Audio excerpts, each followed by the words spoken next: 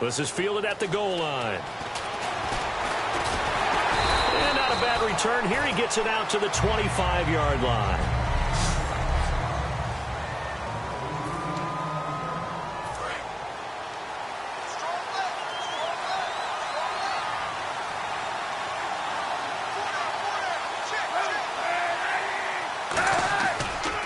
First carry for Carlos Hyde. And he is going to lose yardage here. A loss of a full 3 yards, and now it's second down. The defense won that play so fast that I think if the running back even had time to notice if anyone was there, it was just a blink of an eye, and there's a loss on the play. On second down, Hyde. And nothing doing. He's immediately taken down at the line of scrimmage. Call it no gain there, and now they're looking at a 3rd and 13. And this opening drive not going to plan. This is now 3rd and 13.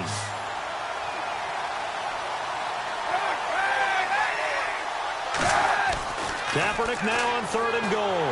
Pressure coming from the Vikings, and they get there and bring him down. Sharif Floyd coming in to drop him for a loss of 8, and it'll be 4th down. Well, they went with the nickel. They throw in an extra defensive back. Coverage was very good. Yeah, it was exactly as you would expect. A passing down. You bring in the nickel package. Just as you described, the coverage was excellent and allowed one of their linemen to end up getting to the quarterback.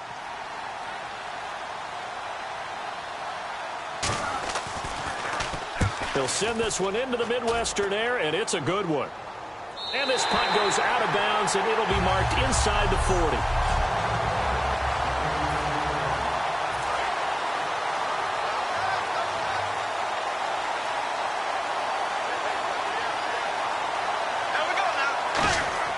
Bradford on first down. And pops free. The collision there jarred the ball loose and brings up second down.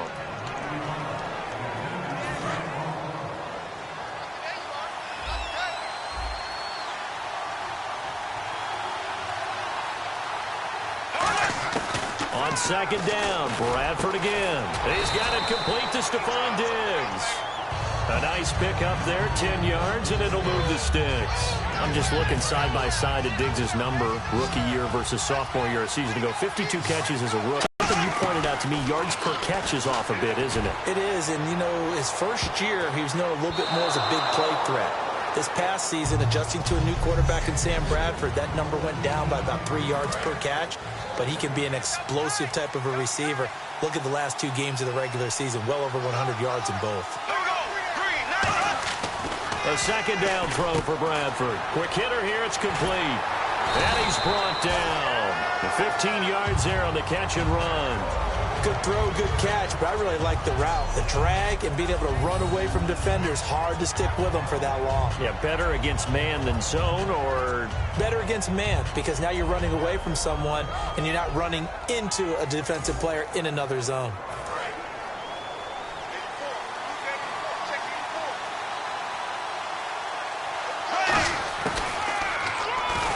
Stepping up, he's going to keep it. And he's going to fight his way forward here for a modest gain. 5 yards is the tally on first down. That brings up 2nd and 5. Partner, I know we're in the era of the mobile quarterback, but there's still an element of surprise when that position keeps the football. And what a nice gain on that play. They'll tussle for it, and this is going to be caught. 7 yards there, good enough to move the sticks. And the offense lining up 1st and 10. A little football 101 there. You just see the receiver try to run down the defender, meaning he goes right at him and really trying to move him a little bit towards the center of the field so he can put his foot in the ground and break to the out, to the sideline, and make a catch.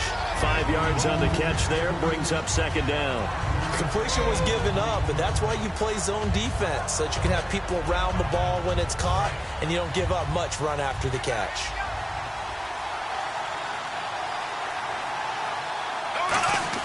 Now Bradford on 2nd down. And that one was nearly picked. Not sure he was accounting for the free safety. Now it brings up 3rd down. And on 3rd and 5, this will be the 8th play of the drive. Well, he did almost everything right. Excellent coverage, breaks on the football, just unable to haul it in and take it the other way. So he dropped an interception. The key for him now, don't dwell on it. Just move on to the next play. And he's got the first down as he gets it to the 8. I don't care how how many times we see it. I still get a kick out of watching quarterbacks and receivers do the pass tree in pregame warm-up. But I always remember that when we go to practices, we see that after practices as well. They really tune it up, don't they? They tune it up. They know why they do it for these situations. First down. And they build that trust, and that's why they're able to find him in this type of a situation. That was a difficult catch, and I admire the fact that he actually caught the football, worked so hard to get his feet down inbounds, tried to do the toe tap. My dad's an accomplished tap dancer. I'm not sure he would have gotten his feet in on that one. Is he really? Yeah, that he is. How about that? What about young Davis? No, it did not. It did not cross. It didn't carry over. No, it stopped right there. Not only did they drop what looked like an interception in the end zone, they blew a golden opportunity to shift the momentum. An extra defensive back on the field here for 3rd and goal. Throwing, Bradford. He's got his man. It's taken in for a Viking touchdown. Cordero Patterson from 8 yards out, and the Vikings have taken a first-quarter lead. And, partner, they found a gap there on the post pattern, and it was in the middle third of the field. And that's really difficult to do because ordinarily the safeties are back there to prevent that happening. But they found the opening and exploited it.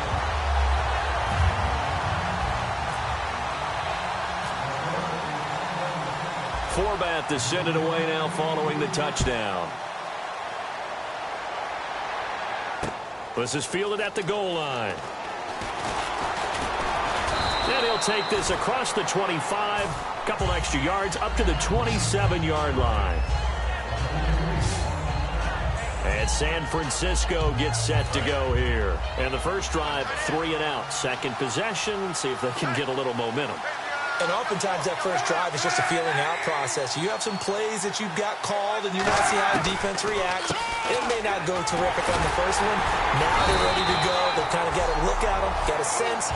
Let's see if they open things up a little bit. See if they open things up. Let's see what the defense does here, too, after a good stop. Partner, I like Carlos Hyde coming out of Ohio State because I like the way that he would run inside and bodies would just scatter when he got through there. A very strong, aggressive runner inside. Finished just shy of 1,000 with 988. If you're a back, how much does that hurt? It hurts a lot, and then you want to talk to the official scorer at home and say, you couldn't find 12 more yards for me somewhere? So following the run, we'll see what they do here on 3rd down. And the Vikings with an extra defender in the secondary on 3rd. Playing coverage here. And that looked like some pretty easy yardage there right up the gut. And he's a guy that has some height to him. So when you don't have to drop a shoulder or create or get through contact or trash, makes it a lot easier to stay upright, see the field, and make a run as we just saw there. I always appreciate runners who understand situations. That was just 3rd and inches. No reason to dance around in the backfield and try and break off a bigger play. Just go pick up the first down, and that's exactly what he did. Defense.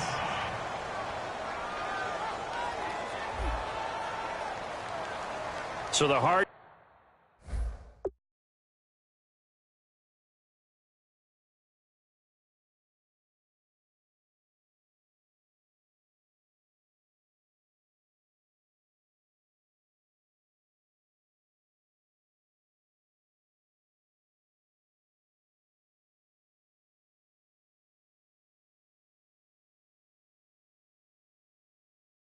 Count gets him there. Neutral zone infraction. Yeah, the defense thought they had the timing down, but the quarterback hit him with a hard count, got him to jump. So following the penalty, now 1st and 5.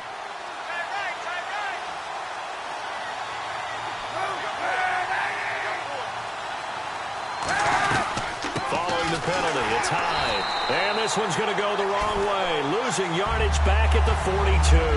That's going to go as a loss of 2, and it'll be 2nd down.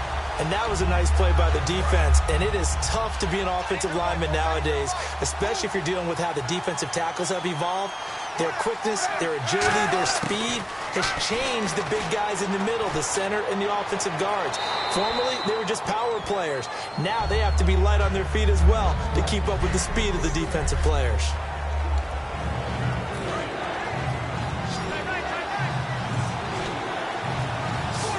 So 3rd and 7 and an extra defensive back on the field here. Definitely want to play coverage here. And he'll just toss it away. So he throws it away, and that brings up 4th down. Here's Bradley Pinion now, as he'll punt it away for the 2nd time. Partner, how many times have you heard it? Pressure creates diamonds, right? But it also bursts pipes. And on that one, that's what they got. They got after him, and he was fortunate just to get rid of it. Yeah, he just had to chuck it away. That one sails out of bounds. A side jump at the 9-yard line. Nice punt. You know, for this Vikings team, as they come back out here on offense, I don't know that any group had more of a roller coaster ride than them in the 2016 season. The quarterback change at the beginning, the hot start, and then the cold middle. It was just a tough year for them, wasn't it? It really was. And when you look at how their season went, you mentioned the roller coaster. A lot of it can come back to the injuries, especially along the offensive line. I think by around October, maybe even early November, I'm surprised you and I didn't get a call to go audition to be a left tackle there because they were just down so many guys. So that made it difficult to run the ball and to protect Sam Bradford, their quarterback, and it reflected in their final record. They'll lose a yard, and it brings up 3rd. They threw the screen to the perimeter, but to no benefit at all. Tackled behind the line of scrimmage for a loss of yardage. Bradford to throw it. And he's able to find Diggs. Give him 11 yards that time and a new set of downs. And the key number on that play, 3. 3rd play of the drive, 3rd down, spectacular catch, turns into a first down. First down saves him from a 3-and-out. Now the first carry for Adrian Peterson. Adrian Peterson off to the races. 20. Touchdown, Vikings. Adrian Peterson, 74 yards. And the Vikings find a way to stretch their lead. They blitzed defensively there, but he was able to slip through that first layer, and then he was gone. I think they won the leverage game, didn't they? Yes. Right? They saw the blitz coming. That got to him a little bit, but they leveraged it perfectly and found not just a crease, a gigantic hole. And off he goes, and he's still going all the way to the end zone. Now Forbath for the extra point.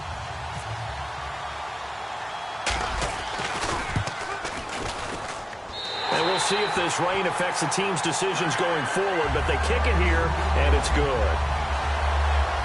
A drive there of just 4 plays, and it's capped off by a touchdown run by Adrian Peterson. Forbath to send it away now following the touchdown. Chris Davis on the return. And he'll make it across the 20 as his guys will set up shop at the 23-yard line. Out on the field now, here come the 49ers. And down on the scoreboard, certainly needing to avoid what happened on the last drive, punting the football. Sense of urgency has to take over for them here. They know the score. They know the situation. And by the way, the punter no longer exists for their offense. That's how they have to treat this drive. They need points. Big time. They give him 4 yards there. It'll be 2nd and 6. 6 yards to go here on 2nd down. Not a run that you're going to write home about, but still a good first down run. That's what an offense calls staying on schedule. 3 to 4 yards on first down. You're set up very well for the rest of the drive. It's a loss of 4. Now 3rd down. Anthony Barr got a real education at UCLA in playing not just his normal position of stand-up outside linebacker, but down defensive end. So he had to incorporate a variety of moves, take on bigger people. So he learned great leverage while he was there. That really helps him when he's trying to stop people running the ball. Born in South. Torrey Smith, watch and go. Touchdown, 49ers. Torrey Smith, 77 yards. And the 49ers have cut it back within a score. And correct me if I'm wrong, that was just a simple fly route, wasn't it? No, there's nothing to correct at all. You got it down pat. And I just remember as a player, when I'd be in practice sessions, and I'd hear 9 from the receivers, that meant fly route, go, look out. That was the 9, and he just kept going all the way into the end zone for the touchdown. Then he'll take this across the 25, couple extra yards, up to the 27-yard line. And now out comes Minnesota. And that recipe on their last drive that resulted in a touchdown looked pretty good, so they'll be hoping to do that once more. And it takes me back to when we sat with the offensive coordinator and the head coach. They felt pretty good about their game plan and thought there were some holes in the defense, and they exploited them the last time out. Let's see if they can come back and put together a similar drive. And we'll see if they can do just that. Seeing that play and understand just how tough it is to cover tight ends, especially the ones running around the NFL nowadays, makes me glad I didn't make it in that league. I would have had a really difficult time. But now you get to sit up here with me. Yeah, and that's fun, isn't it? And what a really nice game right there on first down for them. Brings up a nice second down for them. Incomplete pass on second down. Let's see what the offense draws up here on third. We know it's not an easy job to go out and catch passes when people are trying to tackle you and knock the ball away. But the bottom line is, that's a pass he's got to have and a pass he should have caught. And he can't hang on to it. Nearly picked. He's known for his hands defensively. But instead it just brings up fourth down. So on fourth down, the Vikings will call on their punter, Jeff Locke, to kick it away. Jeremy Curley is deep to return for the 49ers. Yikes. Terrible kick headed straight for the sidelines. And this one will not be returnable as it sails out of bounds. And San Francisco gets set to go here. And they're going to need another score. Got one last time, but still down here. When you're playing catch-up, every possession becomes crucial, doesn't it? It's vital. Get back out on the field, punch it in the end zone again. Nowhere to escape, and he goes down. Ryan Robinson in there to sack him for a loss of 6. Sometimes I watch games and wonder why they use play fakes on certain passing situations because it's not going to fool anyone. I don't know if that was the case here, but the end result was the same. No one fooled. Quarterback was hit. He lost 4 there, and it's third down. Okay, even just being nice, the last 2 plays were not very good offensively. So if you're the play caller, was it the team's execution or was it strategy? If it was execution, you continue to call the game the way you're calling it. But if it's strategy, change up what you're doing and figure it out. Juwan Harris, the running back, the one he was trying to get it to. And it's fourth down. Here's Bradley Pinion now as the drive goes backwards, so he's on to punt it away. You got to give some credit. They're able to hop up in the air and bat that one away. And that's frustrating for an offensive lineman because the only recourse is when he goes in the air to try and give some type of a pop or a shove, hoping to bring his arms down. 12 yards on the return that time. And it'll be Viking football here as they take possession. And now out comes Minnesota. They're out in front. Last time they had to punt it away. We'll see if they can add to their lead now. They don't want to go out and punt it away again. This team now wants to get a cushion, put people away. They want to run their offense and have it end up in the end zone. He was looking for his tight end there, Kyle Rudolph. That'll bring up second down. Oh, man, that was close. The opportunity to change momentum, big play, right in his hands, unable to come down with it. A sigh of relief, no doubt, on offense if that fell harmlessly to the ground. Sideline throw, it's complete. And a nice job there of keeping the toes in bounds. Let's make this one simple. What a catch, especially the finishing part of getting his feet in bounds, toe tapping, and, of course, foot dragging. A little tapestry, if you will. Oh, I like it. Throwing right, and that's complete. Touchdown, Vikings. Adam Thielen, 58 yards. And the Vikings are going to add on to their lead. Good pass, clean catch, and a house call there on the fly route. And not that much room to operate. So that tells you about his acceleration. We always talk about being able to go from 0 to 60 real fast. It took him less time than that to get the top speed to complete that play. Forbath to send it away now following the touchdown. Returnable here for Davis. And it's a pretty good return here as he'll get it up to the 29-yard line. And San Francisco gets set to go here. And they're coming off a 3-and-out, my friend. I think they've got to look at that play sheet and go to a spot that they haven't gone before. Time to shake things up a little bit to try and get this offense moving. Okay, so how do you do that? How do you shake things up? You look at what you've called before, realize it hasn't worked Go to so something well, else. and maybe try and find one of those special plays for one of your better players, and maybe try and hit something big and get things going in the excitement area. Partner, it's a lot of fun watching the NFL now, isn't it? Because when the big fella runs routes, it used to be when we were kids, he'd run about 3 different routes, and that was it. Now he can run anything and catch the balls we just saw there. Well, we just saw the recipe for success right there. Big body, strong, agile, playing with great leverage in hands. Not really able to be blocked on that play. Close things down inside. And nowhere really to go there. He'll take this up just shy of midfield. Give him 2 yards that time, and it's going to leave him with a 3rd and 11 situation. Tough day, tough sledding right there, and it's been that way the entire game. Not a whole lot of room to ramble for him. Yeah, you're right. It's been that way all afternoon. Didn't get a whole lot better there. Pressure from behind, and he's going to be thrown down. They bring the safety on the blitz, and he busts through to drop him for an 8-yard loss. Oh, free safety blitz, that can be a gamble, but it proves fruitful there. Yeah, you're exactly right about the gamble because oftentimes the free safety is the last line of defense against a long pass. And when he comes at the quarterback, he'd better get home and make the play. Otherwise, a big play could result for the offense. So possession goes over here on the punt. And the Vikings will be backed up deep to begin their drive as they take over 1st and 10. And out now come the Vikings. And they will simply, Charles, be looking to duplicate what they did last drive when they were able to push it in for 6. And they hope it'll be that easy, right? To be able to take exactly... Adrian Peterson. He's at the 50. The 30. Past the 20. Touchdown, Vikings. Adrian Peterson, 96 yards. And the Vikings find a way to stretch their lead. And with that carry, he's already over 100 yards here in the first half. And, partner, you know exactly what he's saying to his teammates right now, right? Especially to the play caller. Give me the ball. Again, and again, again. and again. It's not that heavy, sir. I'll take it. Those are the ones the offensive coordinators dream about. One-play drives from that distance. What an effort. It results in the touchdown. This is fielded at the goal line. And he'll get across the 20 before he's brought down at about the 23-yard line.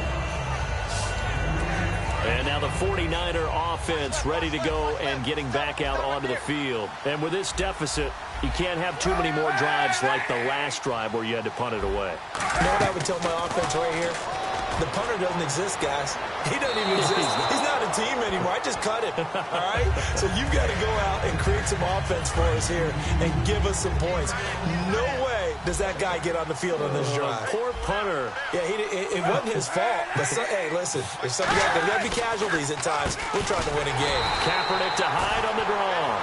They'll wind up losing 3. And now it's 3rd down.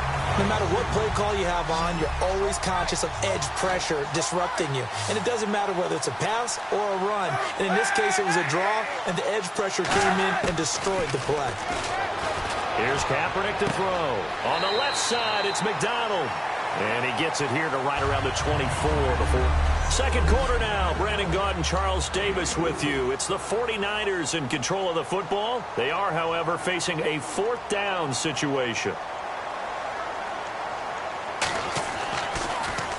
And he deserves a bronze leg as he gets this one away. Here's Sherrills. A nice job on the return there, 16 yards. And that will come the offense as they take over. Sam Bradford heading back out as he and his offense get ready to go again. I'm sure he wanted to have a huge game, wants to have a huge game as the quarterback, but really on the ground, they've been very, very hard to stop. Maybe you just keep going to that well. I think so, and isn't it funny how the definition of balance changes for us from game to game?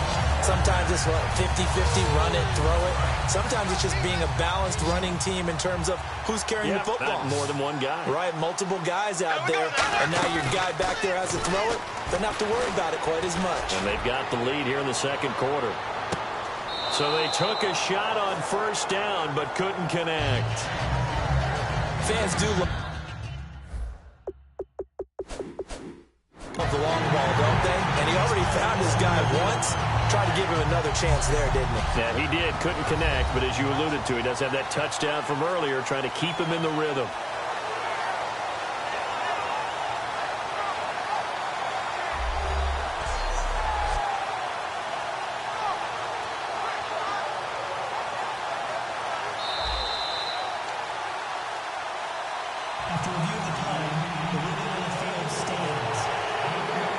It took them an extra look, but they found out it is a touchdown indeed. The official says this one counts. Throwing again. Bradford on 2nd and 10. Throwing middle, but it's incomplete.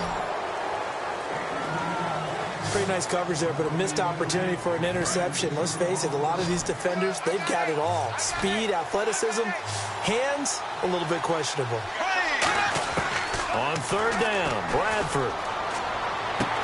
He's got his man on the crossing route.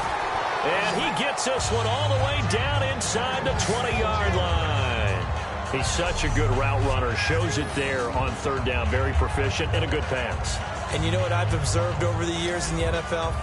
The better a route runner you are, the more confidence your guy's going to have in you to go to you in important times because he can trust you being in the right spot, and they connected there and picked up a 1st down. And all the way down inside the 5 to the 4. Brandon, I know you play the fantasy football game, and Adrian Peterson has to be a popular pick for owners. But this year, a tough season for him. A knee injury early limited him to 72 yards total for the season. Yeah, early indeed. Week 2 on that knee injury. So 72 yards, as you said, for the year. Came back, admirable, hoping to get him into the playoffs, but didn't look like he was ready to return. One guy I never count out, though, is Adrian Peterson. I expect a monster return in 2017. And just in general, Charles, on a play like that, how tough is it for the defense to account for a running back? It's caught in the end zone. Touchdown, Minnesota. Stephon Diggs, a 2-yard touchdown grab. And the Vikings are going to add on to their lead. On those slants, everything happens so quickly. What makes it work? The timing between the passer and the receiver. In this case, a slant route. Ordinarily, it's probably about 3 steps before you go on the slant. In this amount of time, I think it was a 2-step deal. Boom, put his foot in the ground and got inside for the pass. Got inside for the pass, got inside for the catch and the score. So that drives 7 plays in length, and it's polished off by a Viking score. Forbath to send it away now following the touchdown. This is taken at the 3. And not a bad return here. He gets it out to the 25-yard line. Now Colin Kaepernick and the offense heading back out onto the field. And how does he rally the troops, so to speak? He's played well, but they're down big on the scoreboard. How does he get his guys going? To make sure they understand it's not a me game, it's a team game. Everyone has to come together. Everyone has to up the level of play a little bit, including himself, and find a way to make some plays in order to give them a little bit of a spark and rally the team. We'll see if they can indeed rally down big on the scoreboard right now. Now that's the type of play that'll fire up the defense. Hold them to 1 yard on a 1st down run. It'll be interesting to see if the offense decides to press the run at all, or if they'll abandon it now after gaining only 1 on that play. 4 yards on the completion, and it sets up a 3rd down. Got to give credit where it's due. Really nice defense on that play. The pitch and catch was successful, but not any run after it. From the gun on 3rd down, Kaepernick. And incomplete. He had nowhere to throw, so he just tossed it away. But that brings up 4th. Here's Bradley Pinion now. He's been one of their few bright spots so far. Well, they've had a pretty frustrating first half here offensively, and that just continued there with that incompletion. Yeah, definitely frustrating for them, but heartening for the other guys. Those stop troops, they're enjoying things right now because they've made it very difficult for them throughout the half. So a change of possession here on the punt. And possession will switch hands, 1st and 10. And now out comes Minnesota. And they'll just simply be looking to build off the confidence of the last time out where they scored a touchdown. And confidence is powerful, isn't it? When you've scored once, you feel like you can go back out there and get it done again. Doesn't matter what the defense throws at them. They feel like they're in a groove right now, and they want to get out there and show it. Yeah, hoping to stay in that groove here this go-around. 10 yards on the pickup there, and it'll be a Minnesota 1st down. Looks like the defense in press coverage here. And now with that completion, he's north of 200 yards here in the first half. And he's going to break our statistician, Marvin, isn't he? If Marvin right now is just tallying it up, hope his hand doesn't hurt too much doing this. That's caught inside the 20. Touchdown, Vikings. Adam Thielen with his second touchdown here in this first half. And this Viking offense is running away with this one. Now, he's having a nice little first half here, partner. And it's a first half that leaves us anticipating what can still come. I mean, 2 touchdowns already here through the second quarter. There could be plenty more before this game is over. Forbath to send it away now following the touchdown. Returnable here for Davis. Oh, what a move. And a nice return sets him up pretty good here at the 30-yard line. The 49ers offense now. They work their way back onto the field. Hey. 4 down. Right there. Kaepernick now on first down. Oh, the ball comes out on the hit, but they'll say it's incomplete.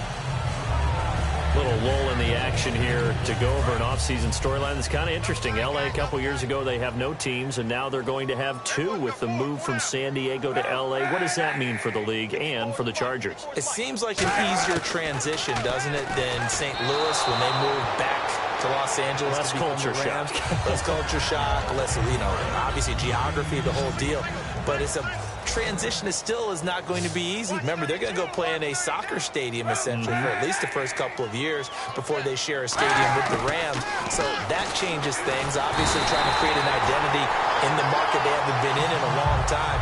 They began as the Los Angeles Chargers, but only played 1 season as such. Here's Bradley Pinion now. He's been terrific so far. Now, we talk about players blitzing all the time. I often laugh and sometimes call it just straight-ahead pursuit. What a running start right back to the backfield for him. Yeah, it really didn't give anybody a chance to get up there and stop him. No, I mean, that's really, really difficult. You're asking a whole lot anyway, but when he gets that kind of a start and comes through clean, oftentimes the advantage definitely goes to the defensive player. And now out comes Minnesota. And they were able to punch it in the end zone last time. They'll be looking to do that again here for the defense. Obviously, they'll be looking to stop them from punching it back in the end zone. It always is punch-counter-punch, isn't it? And which team has the advantage? Well, let's just go back. Last time on offense, they rolled downfield, got into a good rhythm. You can see a little more bounce in and out of the huddle. You can see the sideline really get into the game. So defensively, you're thinking to yourself, how do we take that away from them? How do we get the advantage back? Let's see what they come up with. I think pressure is always the first way to go. You love pressure. Into heavy traffic, and it's intercepted. Room here to run. And a